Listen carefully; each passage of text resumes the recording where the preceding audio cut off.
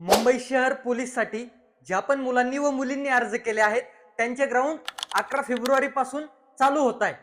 हे ऐकल्यानंतर तुम्ही पण शॉक झाला असाल, तुमच्यापर्यंत ती परिपत्रकही आलं असेल।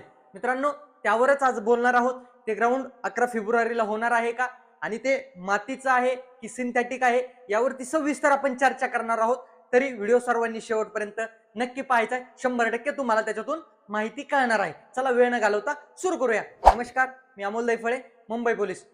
खूप मुलांचं होतं मित्रांनो की मुंबईचं ग्राउंड कधी चालू होईल। खूप मुलं कमेंट करायचे, कुठलाही व्हिडिओ टाकू द्या, मुंबईचं कधी होईल आणि पुण्याचं कधी होईल, बाकी जिल्ह्यांचंही करायचे। तर मित्रांनो, मुंबईचं ग्राउंड 11 फेब्रुवारी पासून नियोजित आहे। ठीक आहे, 1-2 दिवस मागे पुढे होऊ शकतं, पण 11 फेब्रुवारी त्यांनी तारीख दिली।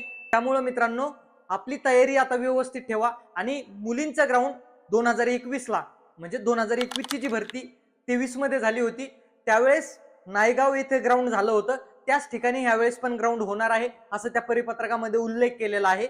आणि मुलांसाठीचं ग्राउंड मरोळ या एकाच ग्राउंडवर होणार आहे, कलिनाचा त्याच्यात उल्लेख नाही आहे मित्रांनो।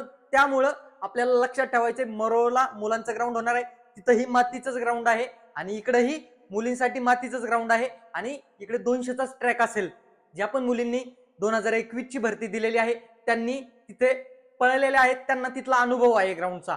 त्यामुळं लवकरच शक्य होईल तर आपण व्हिडिओ पण त्या ग्राउंडचा घेऊन येऊ।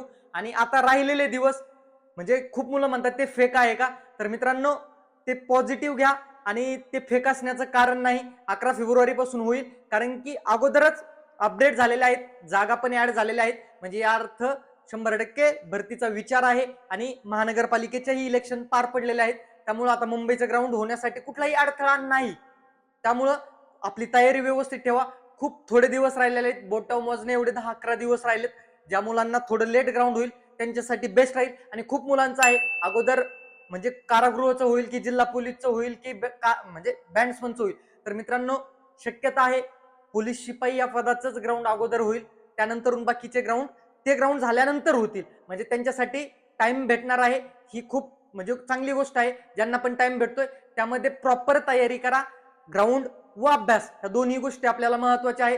आणि हा खूप महत्वाचं, आता राहिलेले दिवस 10 दिवस आहेत, यामध्ये आजारी पडू नका। रनिंग करताना जपून रनिंग करा। खूपदा सांगतोय मित्रांनो, एक चूक आपल्याला घरी बसवते, आमच्या डोळ्यांनी आम्ही पाहिलेलं आहे। त्यामुळे मी कळकळीने तुम्हाला सांगतोय, राहिलेले दिवस ग्राउंड आणि बाईकवरचा प्रवास टाळा, कारण की कधी काय होईल, जेव्हा कुठली गोष्ट चांगली व्हायची असते त्यावेळेस नियतीलाही ते मान्य नसतं, काहीतरी आपल्याला अडथळे येतात।